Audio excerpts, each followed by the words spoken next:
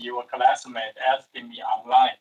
Be confident and brave doing this by yourself. I am not joking.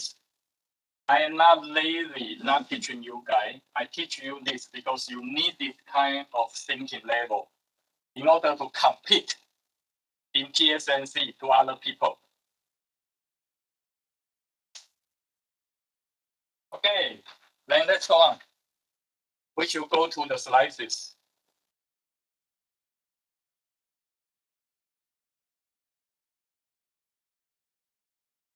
By the way, I made the correction, and some correction I have put it online, and some typo of the symbol and some revision to make the slices more clear for you guys to find the information in the textbook of BAC.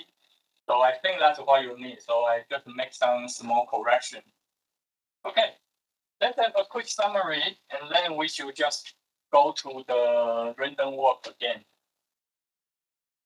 So remember, if we don't consider a generalized statistic form, and you guys have seen this, the jump frequency of atom multiplied by the latest constant. That's what we have learned first. But soon you learn this gamma will become a new geometry correlated thing when consider structure. Crystal structure. So be careful because this is what I will test you in the midterm. And then you also learn this jump frequency gamma from equal to the switching frequency of atom multiplied by the probability. That's migration barrier divided by kT inside the coefficient of its potential, and it's mu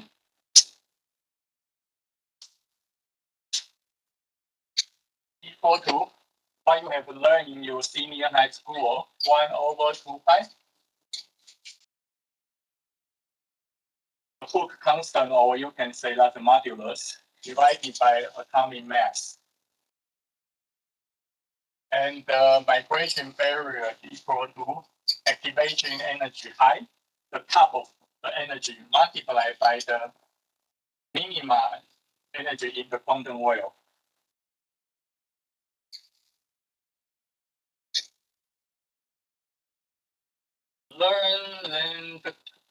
Then we learn the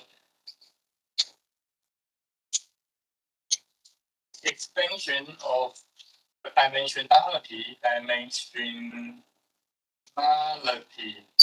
E equal to 2T over 1 gamma from A squared. Okay. Then today you will see, oh, wait a minute. And again, if it's 1D, then it's a two direction. 2D, four direction. You just put the dimensionality in. And 3D, six direction. So you should consider the dimensionality of your crystal to extend its diffusivity. Then, today we will introduce the crystal structure correlated thing. Then this D will become 2D divided 1 gamma R squared. And this gamma will become a total jump frequency.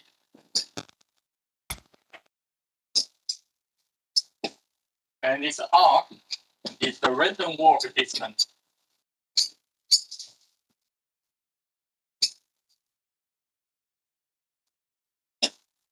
Right? So that's how your concept evolved with the class in the lecturing. Follow the taught logic, extension,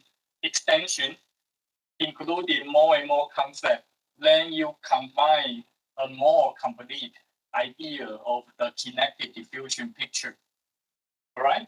So we have finished the simplest form, and we have introduced the statistic average direction. That just simply divided by the 2 multiplied by the dimensionality. Then today we will learn when we consider crystal structures, how can we fix the diffusivity one by one, more and more generalized. Okay, so I will revisit the written work right now. Oh, I forgot to. So sorry. I forgot to make the screen larger, so I just quickly repeat it. So that's what we have learned in the earliest form. And this is the Young frequency. And we haven't considered crystal structure yet. And this is the latest concept that I just repeat based on the question your classmate asked me online. We still use the latest concept, okay? That's a simple form. However, after we introduce written work inside the crystal, you should know the A square will become R square. That will address the diffusion along particular crystal structures. Then the gamma from the Young frequency will be generalized to gamma in order to address the crystal structure. And you must know that the Young frequency for atom plus mu equal to the frequency you have learned in your senior high school multiplied by the probability of migration. Okay, so that's the its potential with the coefficient of minus energy divided by kT to address the lower probability than 1. All right, most of the people, maybe not most, sorry, some of the people in the first midterm, they put positive coefficient in a probability supposed to be less than 1. How could that be right? Some people just got it without thinking. Sorry. 喂，哎，不好意思，我在上课呢。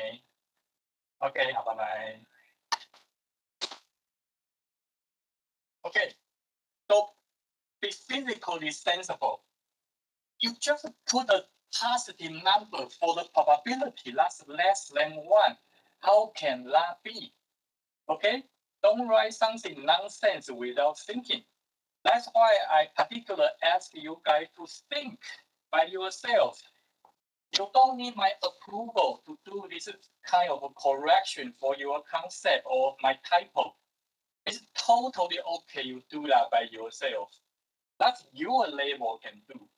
If you cannot have this kind of correction thinking by yourself, you will have trouble, not only in the midterm, but also in your future career, while you face those outstanding students from other universities. Okay? Have this kind of logical thinking trained by yourself. I can teach you how to think, but you must do that by yourself. You cannot have really bad habit waiting for my answer. You are not satisfying my exam. You are satisfying your career for your future. Okay, so after that, after we consider crystal structure, then we can extend this Young frequency from atom hopping to hopping in the crystal. And the distance, this R, is the random walk distance in crystal. In what crystal? I don't know. PCC, FCC, diamond, graphene, nano rod. It depends on me. And my type is like just Google the exam. I Google the paper online and I put this equation and ask you guys to analyze the paper by the equation. That's my method. Okay? You must know those things can help you, not only in the exam. They exist in the practical world. Those things are alive. All right? They are not your grace. They are your thinking logic. Okay, so this is what you will learn today. All right, then we must revisit this random walk.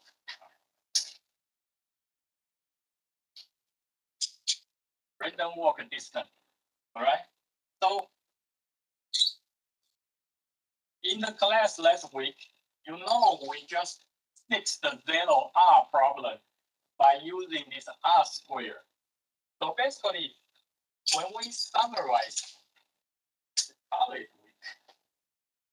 when we summarize all the R vector in space, that's zero. However, math teach us that if we consider an inner product in the space, it's not zero, right? And the reason for this purely from math. So math won't lie to you. Trust math. You don't need to doubt math. The only thing block your thinking is yourself. Doubt yourself rather than doubt math. So let's look at the math. We should go share. All right. Okay, let's look at the top right corner. So based on the top right corner, you can see the R square can be R dot dot and R dot R. And that will be the array of matrix. Look like the top right corner. You sum it up. So after you sum it up, the equation will be on this line. And for this kind of thing, you don't need to doubt it. 100% correct. Then you move on. The arrangement can make the equation more clear. So the R squared will become the hopping time and the number of your atom hopping. How many times your atom hop multiplied by their unit length, and you can see the summation of n R squared for the randomly picked up number I and j in the matrix on the top right corner of your slices. I dot rj. Then this is the metric form, right? If you make it like a pure number, that will be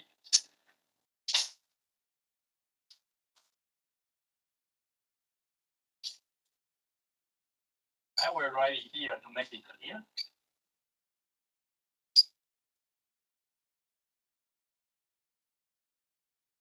Right? So I J.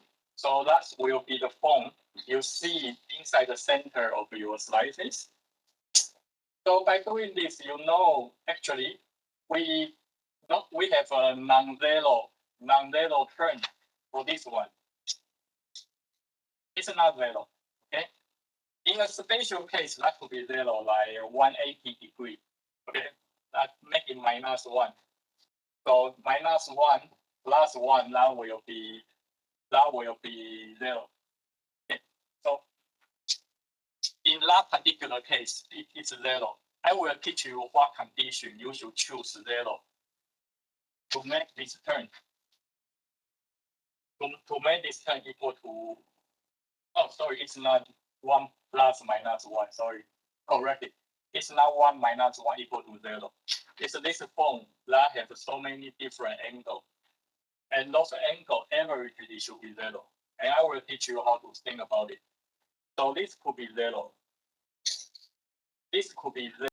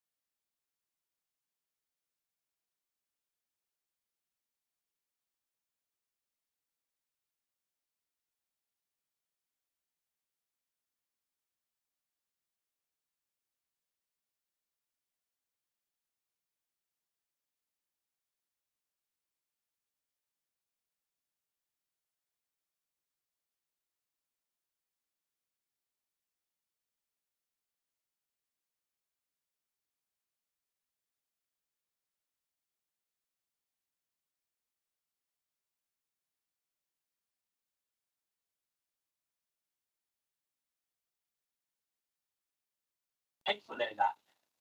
That's how you can have an easier experience in your midterms. Okay, without freaking out. Okay, so we will revisit this, but before that, let's look at the result of the derivation. After you have gone through the complicated math, and I can tell you that you don't need to know the detail, but I will teach you how to think about that simply. You don't need to know that, but the result you must know how to use it.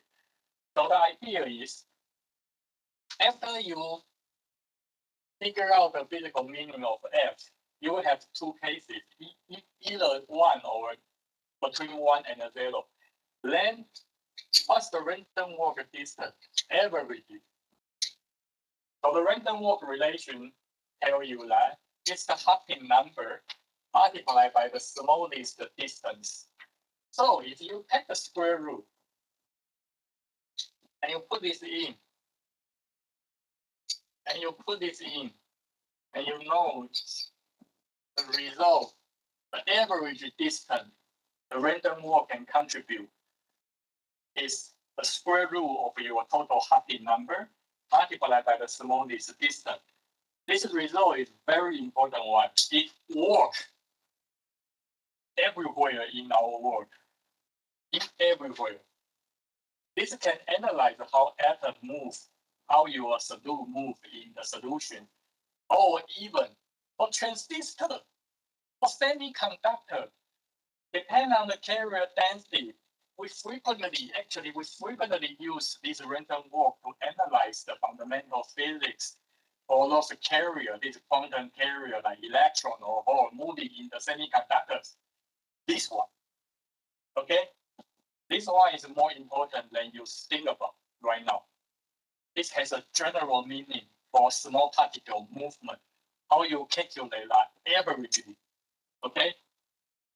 Look at the equation in a wider point of view, then you can broaden your thinking. I told you so.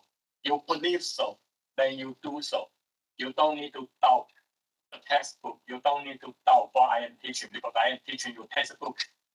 You don't need to doubt that. You just need to doubt yourself.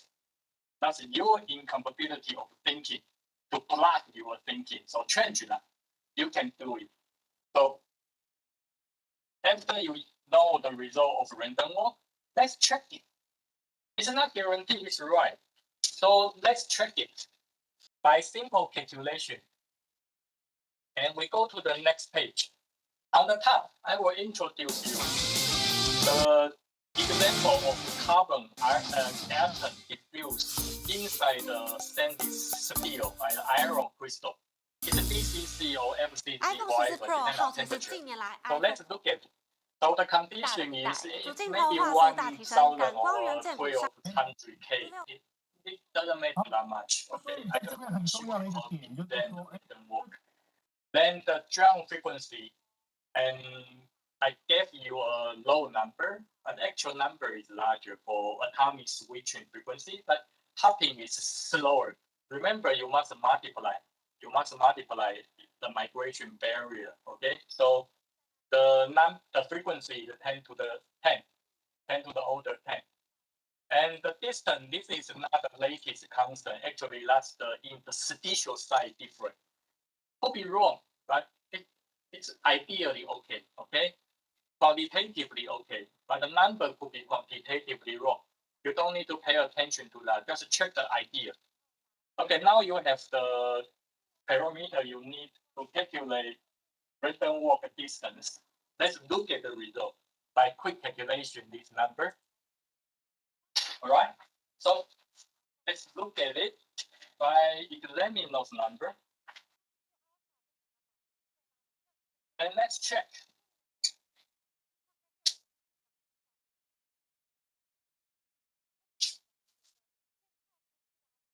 Carbon diffusion in iron. So let's look at the number. So let's assume that the random walk distance is like 0.1 nanometer. It may be wrong, but I don't care. Just calculate it. You can put some more suitable number in your calculation. It's okay. But let's check the physical result. What's the correct one and what's the incorrect one?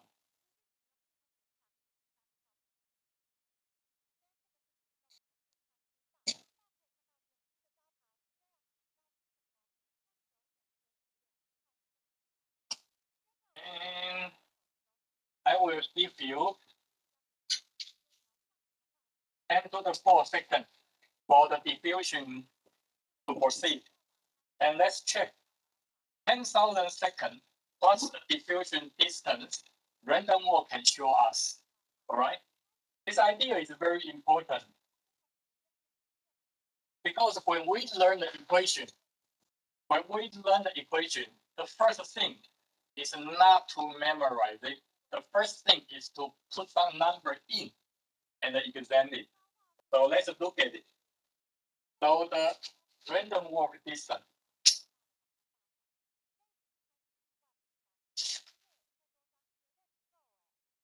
Let's assume we are naive. We don't know anything. We only know. Let's assume the first case. All the diffusion go forward. Diffusion step. Okay. Go forward. So what's the distance? It can be. So that's the case one number. So that must be because everyone has the same hopping direction. So that will be the hopping number multiplied by the smallest hopping distance. Then what's the number? We learned that number is no unit, right? So the number equal to frequency multiplied by time. And these two multiply to each other and give you the number of your hopping, right? I have given you the total time. I know the frequency hopping per time. So the multiplication give me the number with no unit. Then I multiply it. After we have done that, let's check the number. 10 to the 10. And this is 10 to the 4. Multiplied by the distance. And it's a 0.1 nanometer. So that's 1 angstrom. So that's a 10 to the minus 10 meter. So now the only unit we have is meter. And after we multiply it, 10, so this is 10 to the 10, 10 to the minus 10. We have 10 to the 4 meter equal to 10 kilometer. It's nonsense. Okay? How could that be? Your carbon atom can diffuse 10 kilometer. It's 100% wrong. You know that's impossible. Then let's examine this equation. So the second case,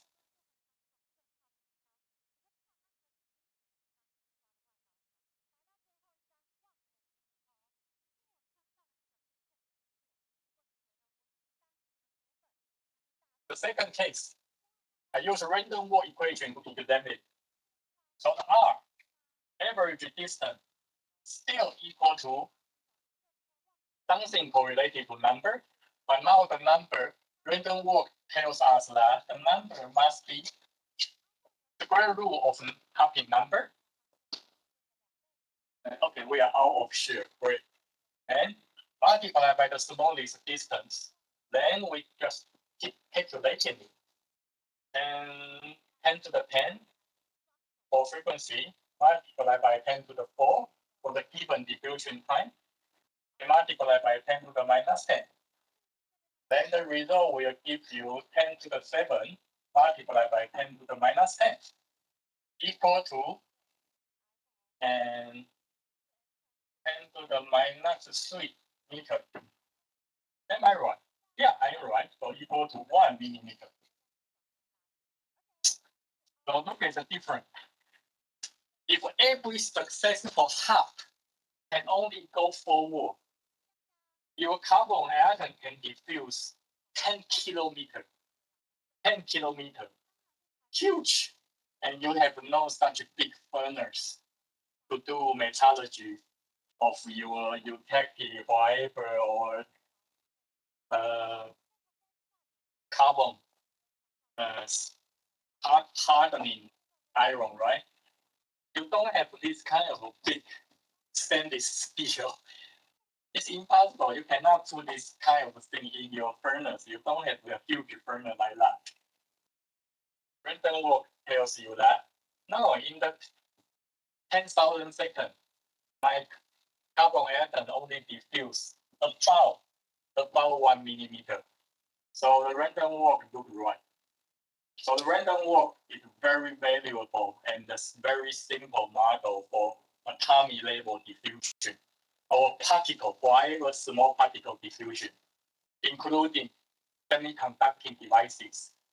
Particle like what? Like carrier, electron and holes in your device. It doesn't matter what device, it just depends on if the carrier randomly have in your devices, electronic devices. The same model can work for semiconductor. So don't underestimate physics. The universal picture that can work in so many different situations. Pay attention to this kind of important but simple result. Then try to use them. You don't need my approval to use them. Just put some number in, examine your research topic to see if the number come out sensible. Doing this by yourself, and you will gradually advancing your thinking capability. I am not joking. If you can only wait for my answer, you move nowhere. You must do this kind of thing by yourself. And I guarantee you, you will have a better career. All right, so we just examined the random walk model and it looked correct. So let's revisit the detailed math of the correlation factor.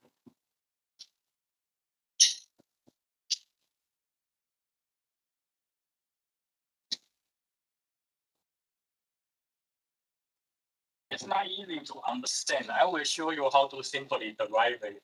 But I try not to visit too many different mathematical tricks because that just confuse you. I don't like that. It's like you guys memorizing a lot of things without thinking. So I just give you the big picture and the direction, how you can achieve the final result that can help your thinking go on and not block by yourself. And to find the approximate number of this correlation factor, we need a mathematical trick. Because this IJ randomly pick up inside so many hopping. You don't know the hopping direction. You don't know the hopping number exactly. You just know those numbers are large.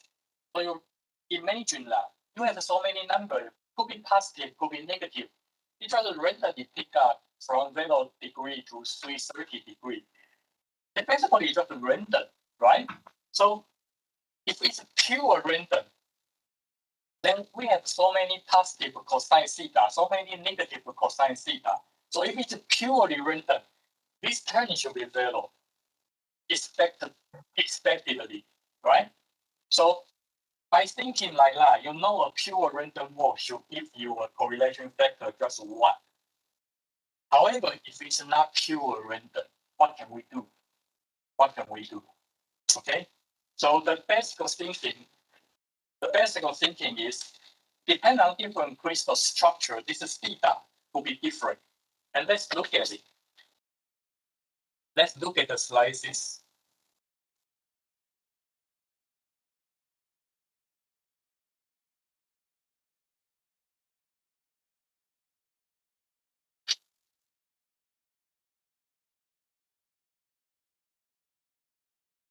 How could we calculate the expectation value for those non-zero case for so many different angles? If it's a non-zero, even though you have many angles, but if the summation is a non-zero, what can you do? So we must involve the idea of expectation value. And then let's look at the example for the two-dimension trigonal crystal like you are looking at this page, the top right corner. If you have any hub, you do get those black dots on the top right corner picture. Any dot. You look at the square and we learn that's vacancy. And the open circle, and we call that tracer atom. And I explained this tracer further, like the about to diffuse atom, the target you are analyzing. We must know how this tracer atom assisted by the vacancy. Now you look at the vacancy hopping.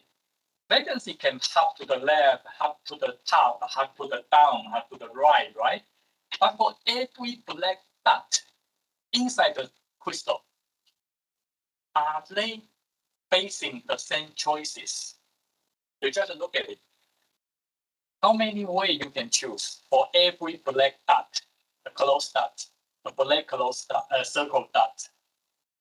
1, 2, 3, 4, 5, 6, right? You have 6 choices facing all the same for the square vacancy. Every time vacancy hop from dot to dot, it faces the same choices. So you have 1/6 probability, always the same. Every time the vacancy, the square, facing 1/6 probability of hopping. Then, if that's true, does that imply we have a complete, almost identical angle? I say almost because you can choose like 60 for every dot, so 120 for every dot, so 180 for every dot, right? But all the way to 360 degrees. You only have these 6 choices. Maybe I can write complete. Anyhow, it's not that many number. Okay.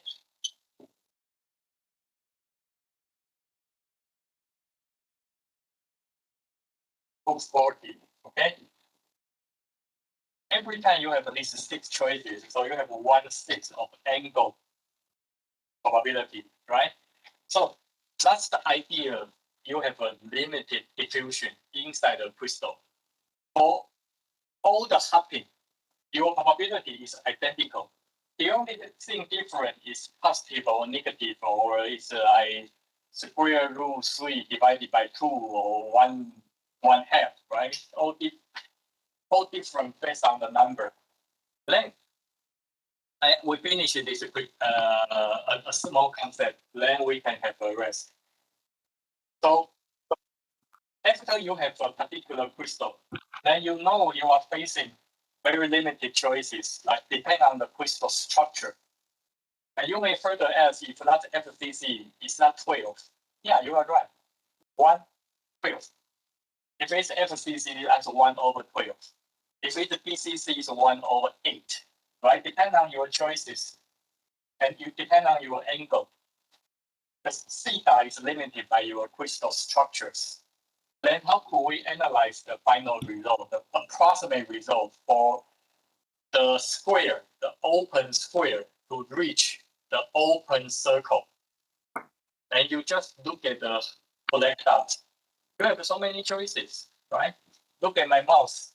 You can hop to the top and then come back. You can hop to the top, go right, and then come back. You can hop to the top, go right, and then go right, right? Those number like 1, 2, 3, 4, 5, 6, all satisfy the requirement.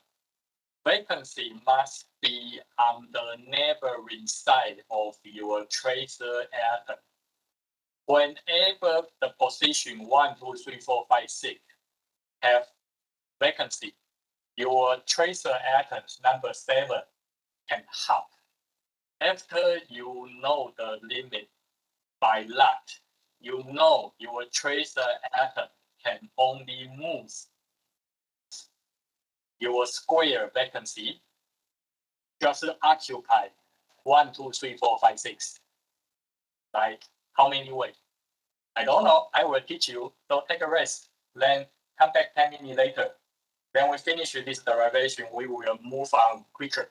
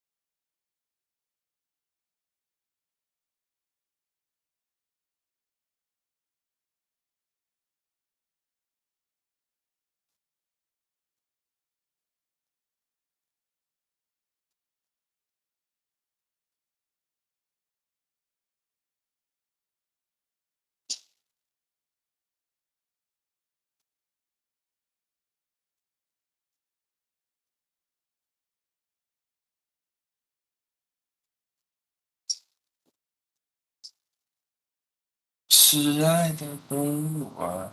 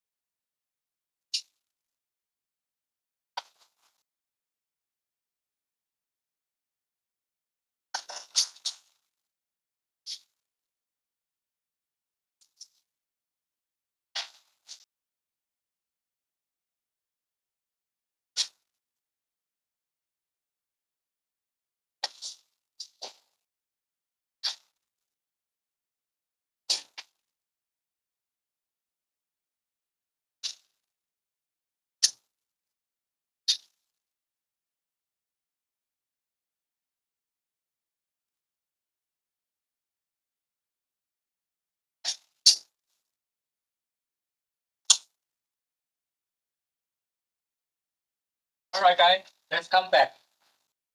So I just write a more complete transition from equation to equation. Okay, so this is the general form we have learned in the early class. And then you look at the combination of that complicated matrix I mentioned. So you look at how many choices you can have between these two sigma. So by observing the number transition from 1 to capital N, you know you have two duplicate choices for the same number, I equal to J. So for this one, for this diagonal direction of the choices, you know you pick it up twice. So you have two N here. You pick up two times for the same number, two times. For I equal to J. And for those numbers are different, it's not reproduce, not duplicate. So actually for I equal to J, you pick up 1 plus 1 time. Also 2.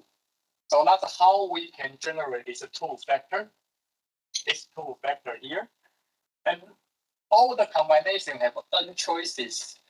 So that's how we have this n. And for the unit length r, that's always the smallest random walk distance of your crystal, like the hopping distance for the atom from dot to dot, your latest side to latest side. So it's always r squared. That's why I can simplify this double sigma into this single sigma.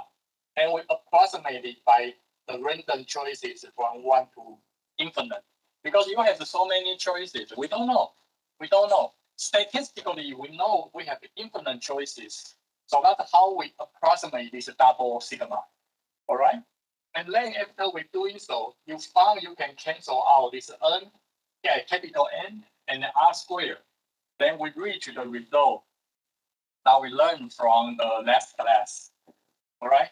So I think I wrote the wrong one. I wrote something like this. It's not. Okay? This is the correct one. So correct it. Sometimes I wrote too quickly. So if I found it, I will correct it now. If I don't find it and you feel confused, come to me. I will correct that for you. It's fine. I'm totally fine. You correct my mistake. It's totally fine. Okay? So I take care of your physics and thinking. You can take care of my typo. I'm fine with that. You can tell me. It's totally okay. Then we reach this final equation. Then we must ask ourselves, what can we have for the j from 1 to sigma, 1 to infinite? Because I'm telling you the hopping probability is always the same. It's always the same. And we look at it. If my square vacancy hop to this side, then I face 6 choices. I face 6 choices again. Always the same, right? So basically, every time I hop with a different number j, I always face the same probability. Always the same. Always cosine theta. It is theta, right? Every time I hop, I always face the same choices of probability. So basically, this idea quickly tells us that my cosine theta j, my hopping time, averagely, okay, averagely, because every time the theta is the same. So to the order j, that's the probability. How many times I hop? I just have how many order of the probability. Every time I hop, it's the same, right? I hop it once. I also face cosine theta. If I hop it back, I always face cosine theta. So it depends on how many times I hop for j. The j equal to hopping time.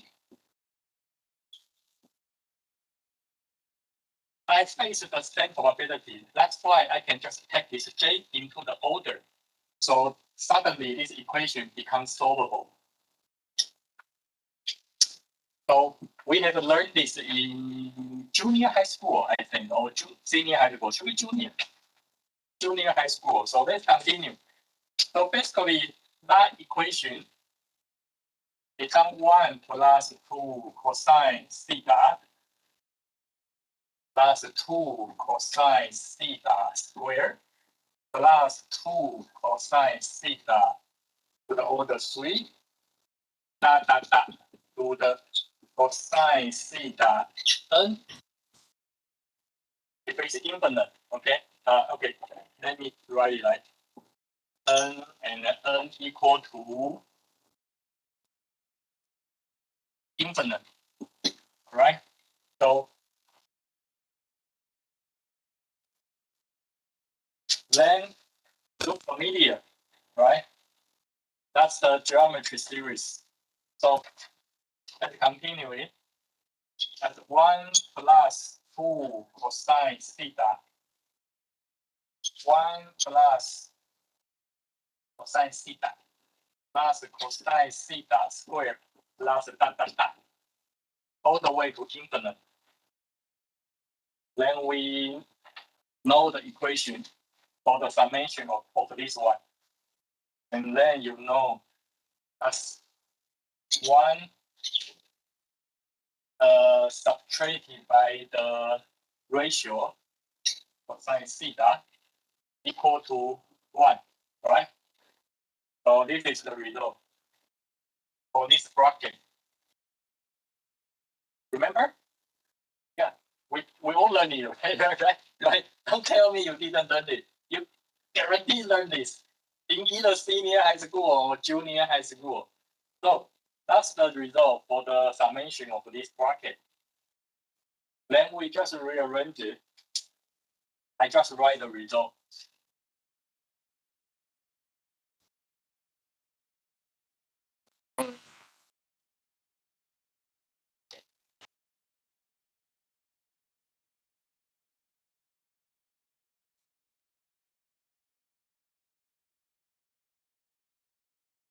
把双手交给我，把眼泪交给我，And now you can sing well, so you can be happy with yourself. Just turn off the microphone.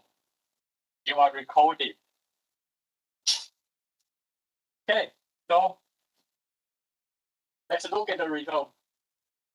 And the correlation factor equal to 1 plus 2 cosine theta multiplied by 1 subtracted by cosine theta over 1 for the summation.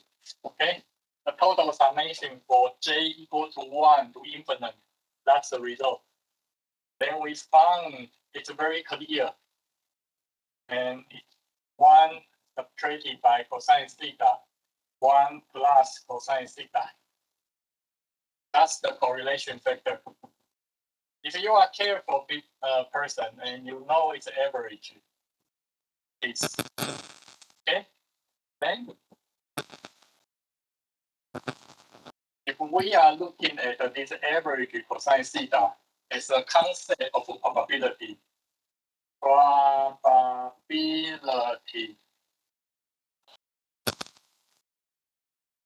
it is up in probability. On the lattice side, each lattice side, they face the same probability. So, and if we would like to approximate it, then that will be minus 1 over z. Z is a coordinate number. Coordinate number. And it's minus 1 equal to cosine 180 degree.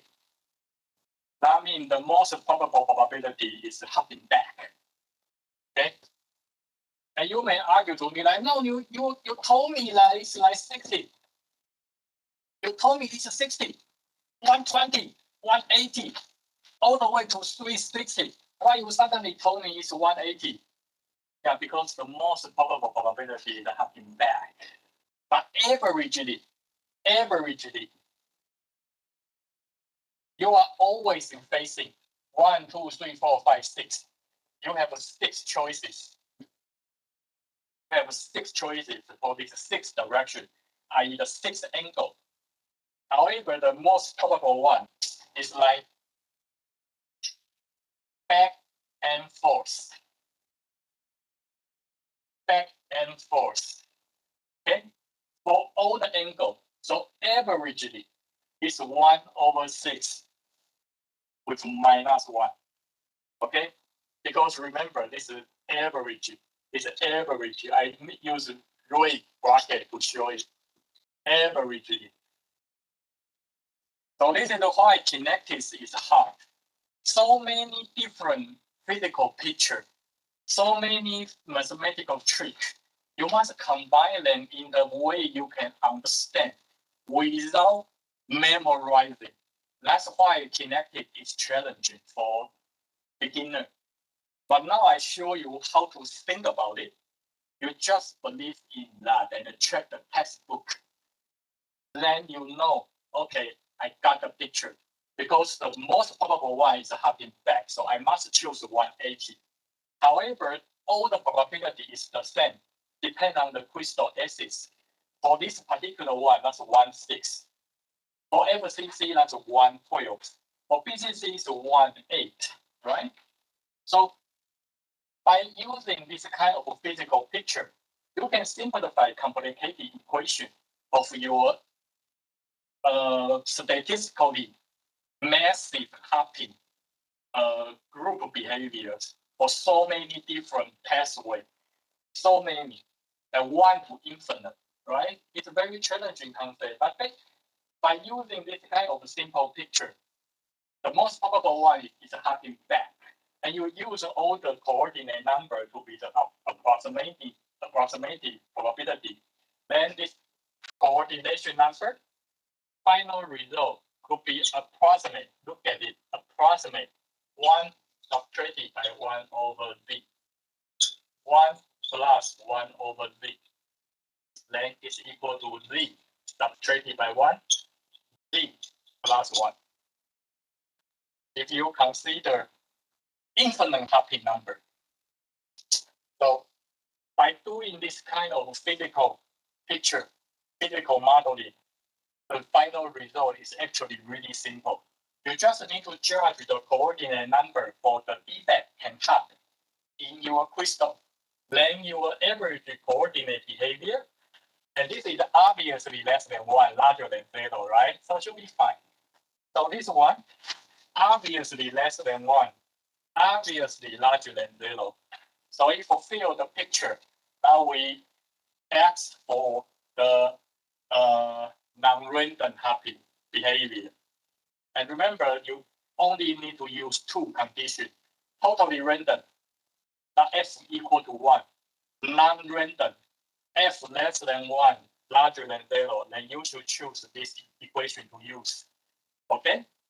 So I simplify the complicated kinetic hopping picture by physical modeling. Then you can simplify this kind of complicated angle, so many angles, so many averages, and so many unknown hopping pathway. We just use a large hopping pathway, large hopping event, large hopping pathway that you can choose. So using that, we reach a simple result.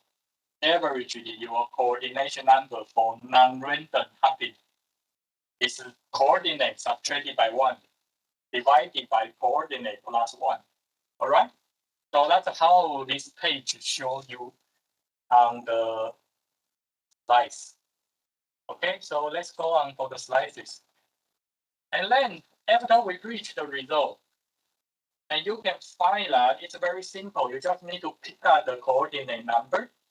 Like this page show you, if it's a 2-dimension, that's and square, that's 4, right? If that's hexagonal or trigonal, that's 6. And for 3-dimensional one, diamond, SCC, FCC, DCC, single cubic are all different. You can look at the approximation number, quite close. Okay, so actually it's not bad. So this is simplification for your calculation. It's okay, right? So, and I think for the test, I would like you guys to use this one. Okay, look at my mouse. I would like you guys to use this one.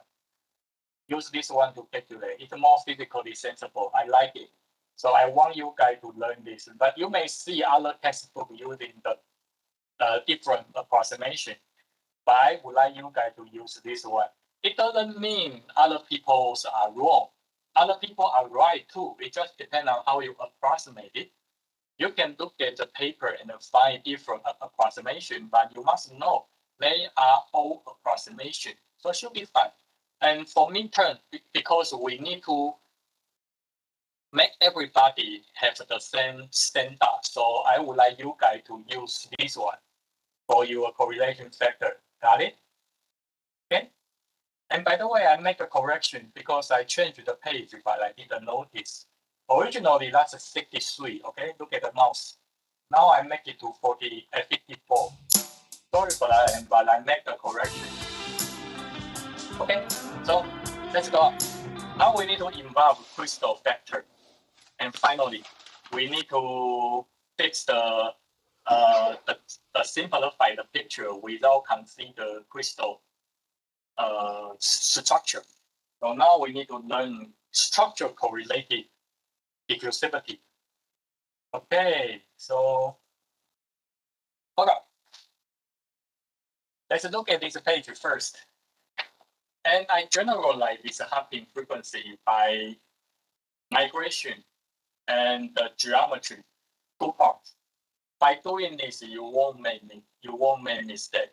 So, and in the early time while I was teaching kinetic, two students who failed their kinetic from other professors, and they came to me and they say, "Hey, why your equation look different compared to my professor last year's kinetics? Okay, are you making mistake?" Of course not. Are you saying that my professor making mistake? Of course not. We are teaching a very classic class. We won't make mistake like that kind of big thing or like equation. Never. So you guys should give up the idea that equation must be exactly the same. No, no, never. The result must be the same, but how we reach that can be different. So get rid of the concept of memorizing. Trust physics. So the equation is totally identical. No matter you find that on the textbook, no matter you find it from your other professors kinetic, no matter you find it in my slices, they are all the same. I just arrange that in an easier way for idea, an easier way to make sure without making mistake. Okay, so I separate the drum frequency, the total drum frequency by migration and the crystal structure. Okay, so I separate the geometry thing and I separate the migration thing. After we consider both, we just multiply them together. That's the meaning of this page. Okay, trust physics, and we won't make big mistake like the physical picture of the equation. So looking at the drum frequency, gamma from we have learned. Actually, we have known that it's mu multiplied by the migration probability. The mu is the approximation of spring vibration inside the crystal, right? I had told that last week. So you know what's the meaning of that mu. That's the vibration frequency between atoms. But because it needs energy to overcome the barrier, the migration barrier, so actually you multiply the probability Pm, all right? And you also know the Pm equal to exponential minus energy barrier for migration divided by kT. Okay, the kinetic picture always must combine with thermodynamics. You know Boltzmann distribution played a critical role for the energy probability, energy related probability. Then finally, from this part is last week, we have learned. Then we must involve the geometry thing here. So the hopping probability must consider the crystal structure. So you must consider the nearest neighbor site. Okay, we will call that NN site. The nearest neighboring site. Okay, we call that NN site. Nearest neighbor, i.e., how your random walk can hop. What's the smallest unit of the hopping distance? So Z equal to the hopping directions you can choose. And you know that's crystal coordinate. All right. So, and you may say, how can I think about NN site and crystal? Okay, let's go back. Here, you have all the Z on this page. So don't doubt it. Just be patient, multiply the parameter one by one. I guarantee you, you will have a correct answer. You will have identical equation you find on the textbook. You don't need to doubt it. If you are finding different equation, that you miscalculated. Okay. For the big physical picture, I won't make mistake. At least the parameters should look in exactly the same form in the end. All right. Maybe I mistype. I have a mistypo thing. Okay. I have a typo thing like minus or something like that. But the picture must be the same. Okay. Then what's the x NN equilibrium? I the x NN EQ And that's what we have learned in the earliest class. All right, I will show you. And that's the one we have learned in the early time.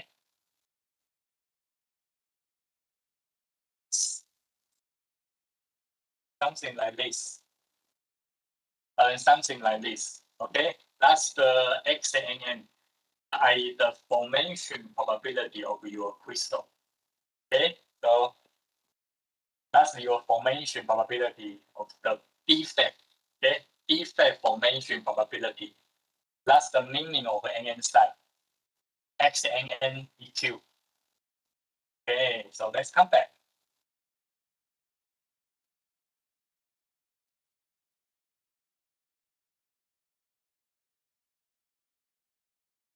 Okay, so by doing this, we just be patient and multiply everything together, then we will be fine. Because we have to consider the migration probability on the left bracket. We have to consider the defect formation on the right side. And you may ask why I must consider defect formation. Good question. Because remember that, let's leave the share. Your atom need this open square by the defect to be on the NN side. What's the NN? This one. If my atom want to hop,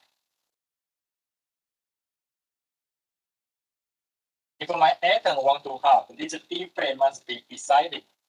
So actually, how many choices you have? Of course, you know that's a coordinate number beside your atom, right?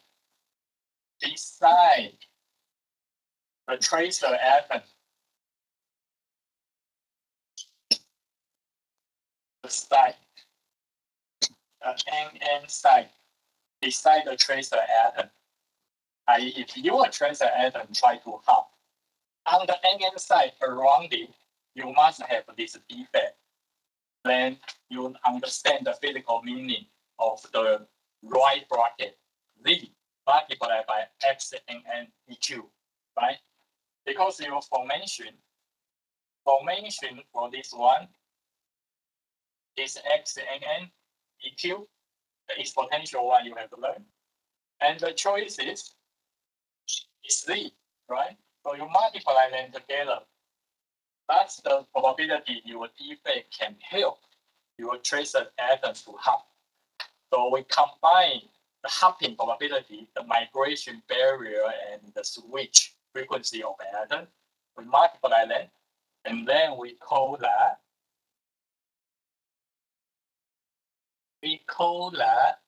total jump frequency on this page. Okay. Originally, last week we just learned this left bracket, but now we learn, okay, we need to consider crystal structure, i.e. the right bracket, this one, 3 multiplied by XNN. All right. So we multiply how much defect can form beside your atom. Then that's the total jump frequency. Then, okay. Before we go to the detail,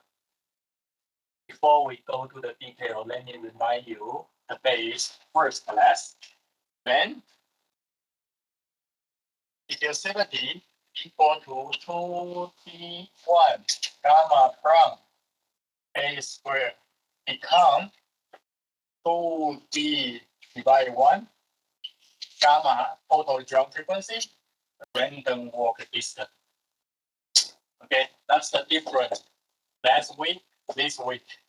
Okay, we generalize this gamma from atom jump to atom jump plus your crystal structure and the crystal hopping distance, random walk distance. If you are careful, you know. Okay, one more thing.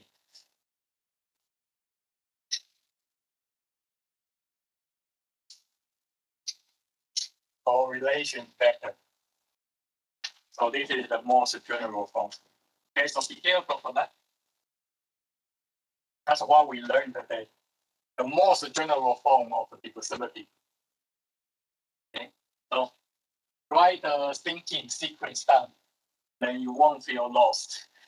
If I ask you to analyze the distance of the crystal atom hopping, then you must know this is the most general form. You must use gamma, the total jump frequency, random walk, and the correlation factor. And if I ask you the defect hopping in the crystal, if F equal to 1, and you come back here. Okay, so that's how you generally use the equation you learn, not memorizing without thinking.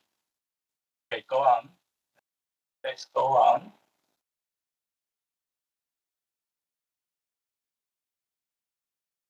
Okay, so let's look at it. Let's just think about interstitial first. I will test you. I think most likely I won't miss this part. So let's think about the capital V. It's not coordinate number. It's basically the ratio of how many atoms inside your crystal and how many what's the ratio of that can occupy interstitial site. So it's not the same like the small z. And this capital Z means self-interstitial. Okay, so you must be careful for that because you must use the crystal atom to form this self-interstitial. And you may be confused, like it's not the same like interstitial defect. Not exactly. Okay, be careful for that because for interstitial site, it could be occupied by atom, other atom, like solute atom, right? You may ask what atom, like carbon in iron, like hydrogen in gallium nitride, like arsenic in silicon. They are solute interstitial site. Okay, even though the interstitial site could be occupied by different atoms, but for this one, particular one, I teach you self-interstitial here because you must learn the concept that your choices must depend on how many atoms in the unit cell that you can use to occupy the interstitial site. All right, it may not be the same compared to your solute interstitial, so be careful for that. Solute interstitial must be different atoms of your crystal, but on this page, I am teaching you self-interstitial. It's a very confusing concept, but you must learn this because different defect has a different coordinate number, different coordinate ratio, different choices of your occupied site for different defect. You must learn that and know the difference. So if I change the problem set, you know how to change your equation accordingly, right? So that's the thinking you guys must develop. Okay, so let's continue. Okay, so let's look at the self-interstitial. We use capital V. That basically means the interstitial defect size per atom. Okay, how many atoms that can be occupied by the same atom on the interstitial side. And I roll the reminder. Okay, coordinate numbers are different to the ratio. Okay, so be careful for that. And let's look at the example. For example, like FCC. And FCC use a very special interstitial defect called dumbbell. And typically it is like self-interstitial particular. Okay, so I will teach you both cases. So don't worry, just be patient, write it down. Solute interstitial not equal to self-interstitial. Then let me write it down and you can take note. I would like to emphasize this. Then you know they are different. Solute interstitial is not equal to self-interstitial.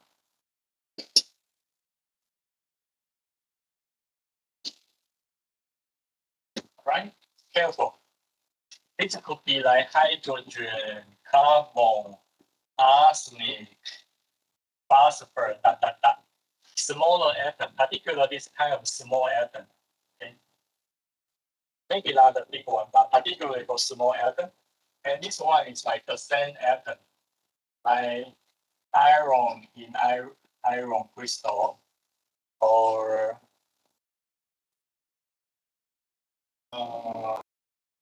something like this. Okay, they must be the same. So they are different on different crystal structures. So let's look at the FCC first.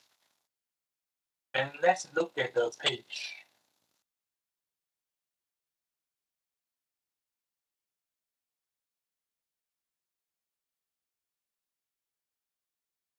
Okay, on the left side, you can find the normal, the nominal. Okay, it's like basically like normal, conventional. Okay, the nominal in the interstitial side for FCC. But for self-interstitial, look at it. The gray one is the dumbbell interstitial for FCC.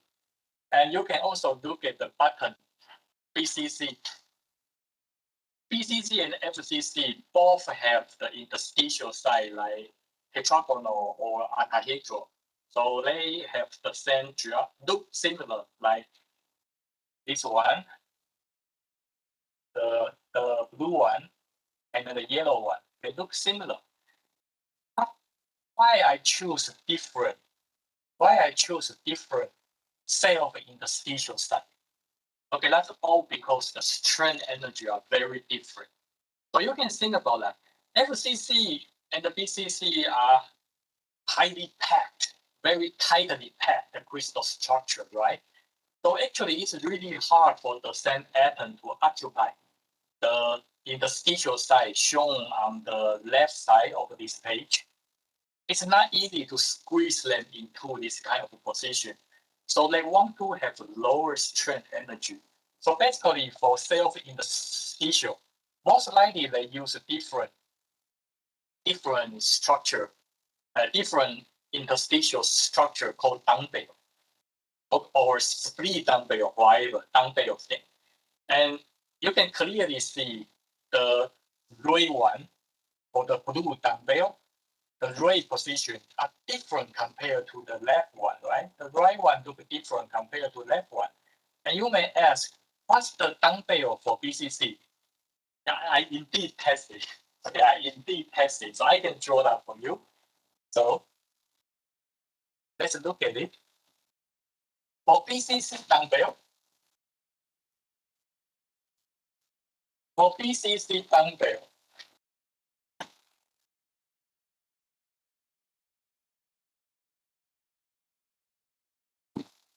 let's look at the crystal. I draw it larger.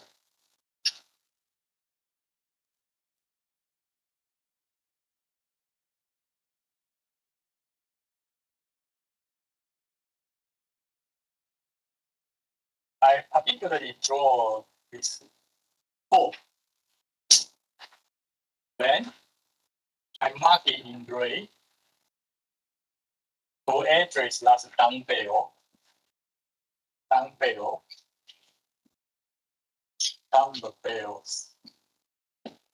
side.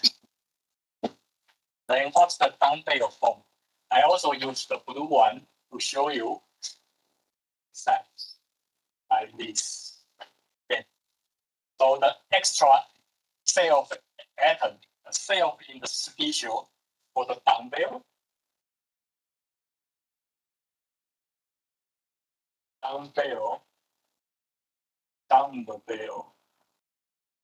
interstitial.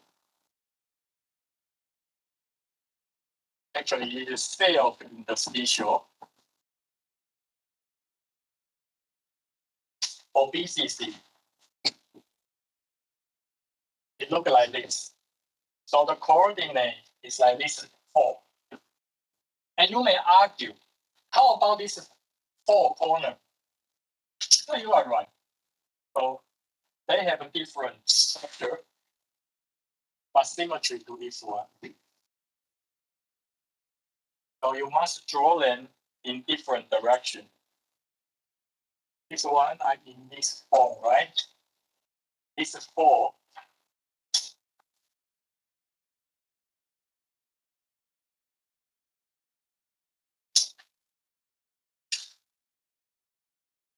Must be in this direction. So they look symmetry in opposite angle. So let's look at the dumbbell. Let's look at the dumbbell calculation on the previous page. So if we talk about BCC dumbbell, and I think that's the bottom one, the BCC metal like iron, the capital Z will be, you have the total 1, 2, 3, 4, 5, 6, 7, 8 atom plus the center one, that's A divided by A plus the center one, more Z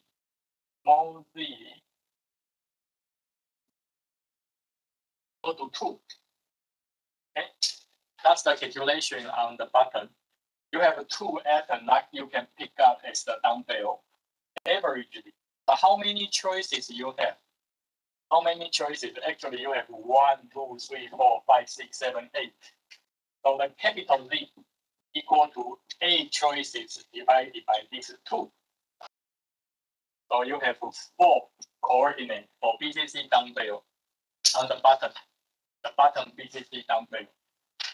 Okay, let's come back to the whiteboard. So you look at the definition of capital Z. I have told you that's the total choices divided by the number you have in the unit cell. So the number in the unit cell is by the number in the unit cell. The number of the atom in the unit cell is by A corners shared by A plus the center one, that's 2. So you can have 2 atoms to be picked up as the dumbbell. For total choice is 8. So 8 divided by 2, you have 4 coordinates for the dumbbell. Okay, so it's the same thing, like you have 1 dumbbell, 1, 2, 3, 4. 1 dumbbell in this direction, 1, 2, 3, 4. So the definition is correct. Total choices divided by 2 atoms.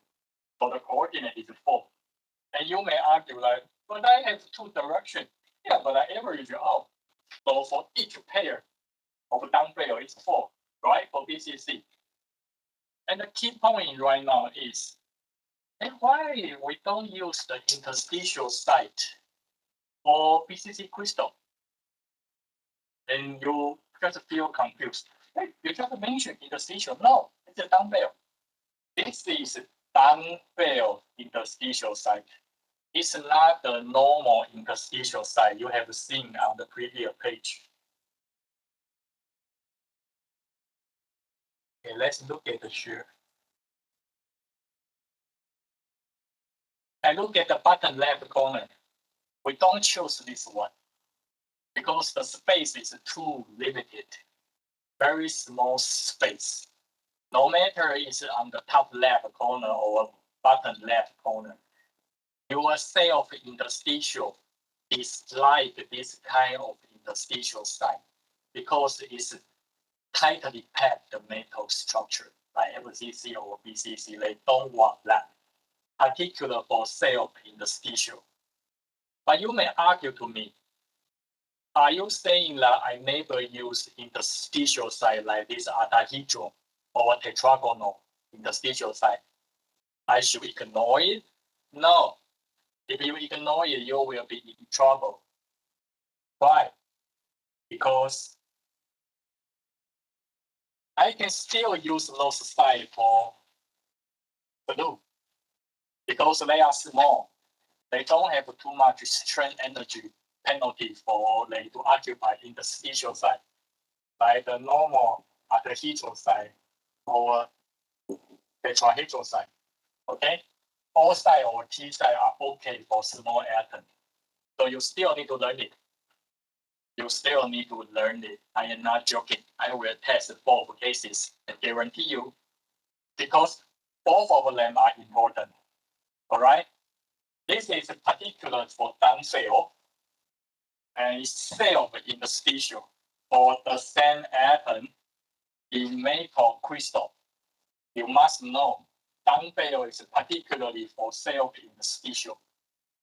Then for small atoms, small solute atoms like hydrogen, carbon, or oxygen, something like that, they can still use the nominal interstitial site, like